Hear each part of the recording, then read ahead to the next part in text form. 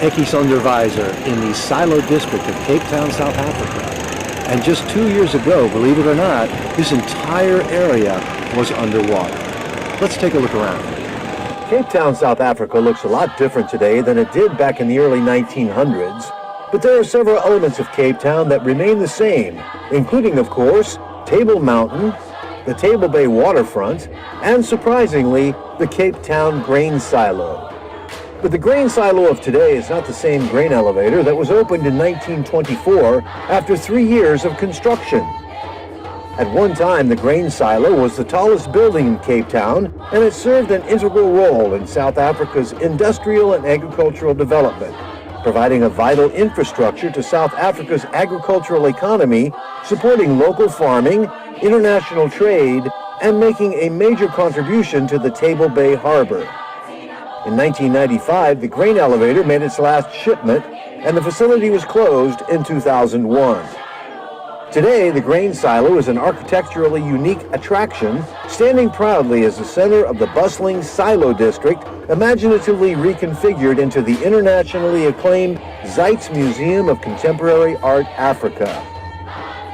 This major transformation was accomplished through the efforts of the museum director Mark Coetzee, architectural firm Heatherwick Studio, the V&A Waterfront Consortium, and German businessman Jochen Zeitz, whose substantial collection of contemporary African art now resides in the Grain Silo Museum. Turning the Grain Silo into a repository for African art involved an investment of 500 million rand and strengthening 42 of the 1920s era concrete tubes, which were then carved into an assortment of large cylinders housing stairways, elevators, and of course, eye-catching displays of art. The museum houses 18 educational areas, a sculpture garden, and the higher part of the building includes the extraordinarily designed Silo Hotel.